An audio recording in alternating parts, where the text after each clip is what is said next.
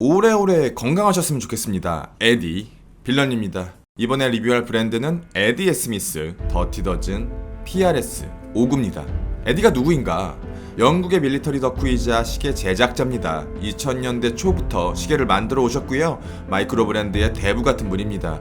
많은 마부들이 서브마리너 카피, 젠타 카피들을 쏟아낼 때 묵묵히 컬트적인 밀리터리 워치 베이스의 시계를 만들어 왔습니다.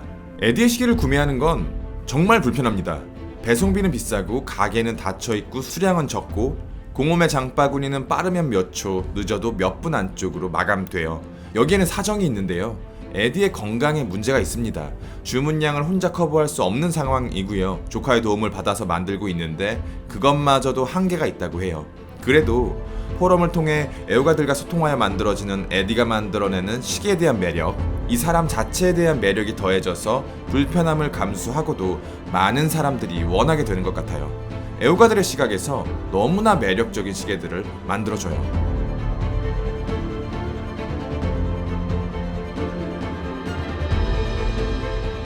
1944년에서 1945년 2차 세계대전이 거의 마무리되기 직전 영국 국방부에 지급된 시계들을 더티 더즌이라고 하고, 이 12개의 제조업체가 총 15만 개의 시계를 공급했습니다. 원래는 적당한 가격으로 구입할 수 있던 것들이었는데 시간이 갈수록 점점 더 하입이 붙으면서 지금은 굉장히 구하기 어려워졌어요.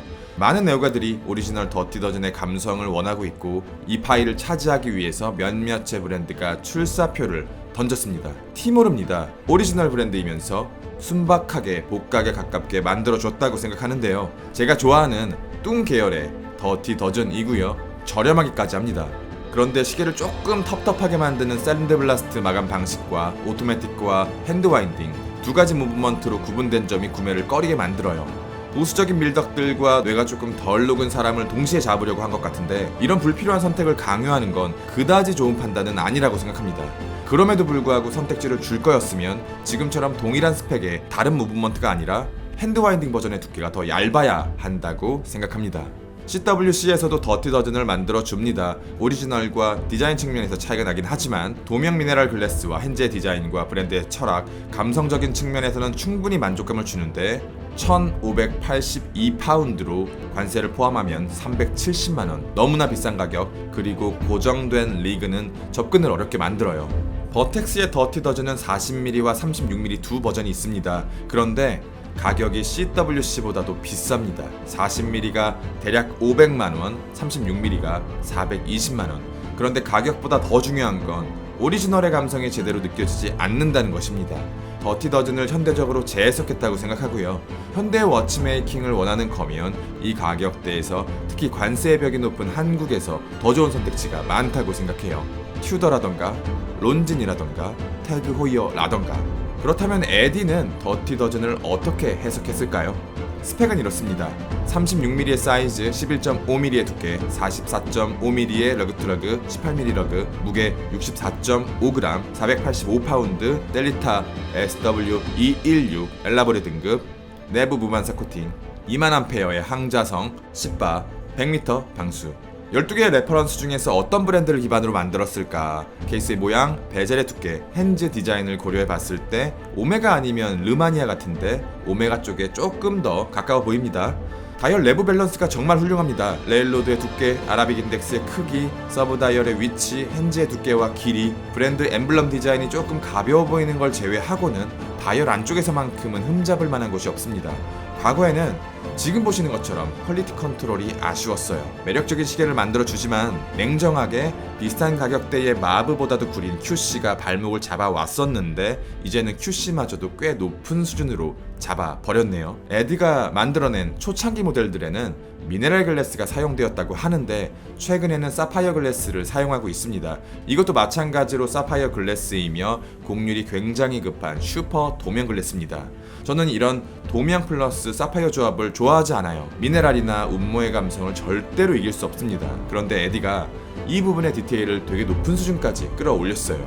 내부 무반사의 퀄리티가 다이얼을 감상하는 데 방해가 되지 않고 급경사에 생기는 밀키링 부분이 비교적 깨끗하고요. 그 밀키링마저도 다이얼의 외부에서 생성되도록 설계했습니다. 그런데 슈퍼 도면 글래스를 사용하면서 추가된 글래스의 두께감이 조금 아쉬워요. 시계의 두께가 11mm로 그렇게 두꺼운 편이 아닙니다만 착용감을 잡기 위해서 케이스백을 타이트하게 잡았고 미드 케이스까지 얇게 뽑아내는 바람에 시계 밸런스가 살짝 뚱한 느낌이 있어요. 마크 15나 샌더스트와 비교해 보아도 다이얼의 밸런스는 오히려 에디의 더티 더전이 더 나아 보입니다. 거기다 다이얼의 질감마저도 매력적이에요. 마크나 샌더스트 그리고 스미스 W10 같은 경우에는 매트 다이얼입니다. 마크는 블랙 매트,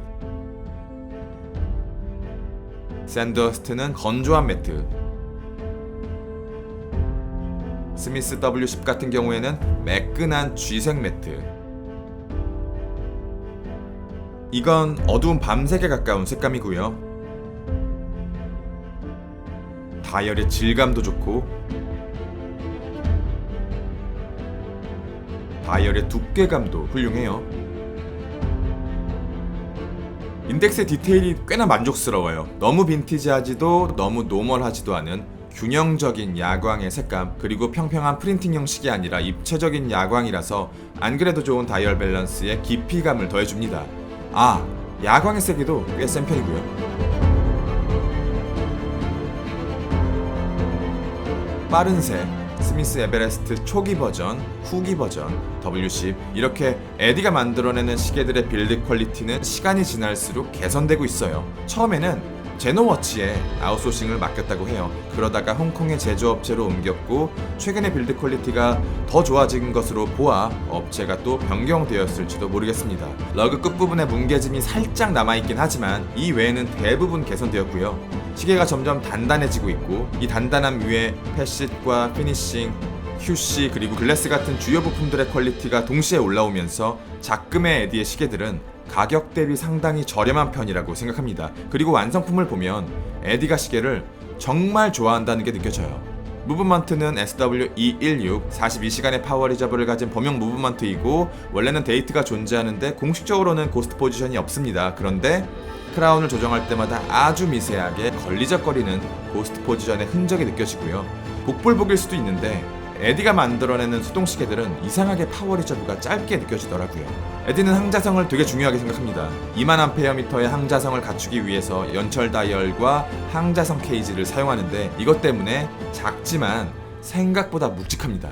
일반적으로 이런 전형적인 밀리터리 워치에는 원피스 나토 스트랩이 짝으로서 자주 체결되는데 에디는 투피스 나토 스트랩을 선택했습니다. 착용감 측면에서는 월등히 좋죠. 에디가 보유한 오리지널에 대한 이해도나 감성은 이미 흘러넘칠 정도로 충만했습니다. 여기에 시계를 제대로 만들 수 있는 능력이 갖춰지면서 진짜 인정받을 만한 시계 브랜드로 성장한 것 같아요. 지금 이 가격대에서 이 정도의 빌드 퀄리티, 이 정도의 감성과 밸런스를 갖추면서 오리지널에 대한 갈증을 일부 해소해줄 수 있는 브랜드가 존재하지 않을 거라고 생각합니다. 대형 자본에 먹히지 않고 오래오래 만들어 주셨으면 좋겠습니다. 리뷰는 여기까지. 빌런이었습니다. 감사합니다.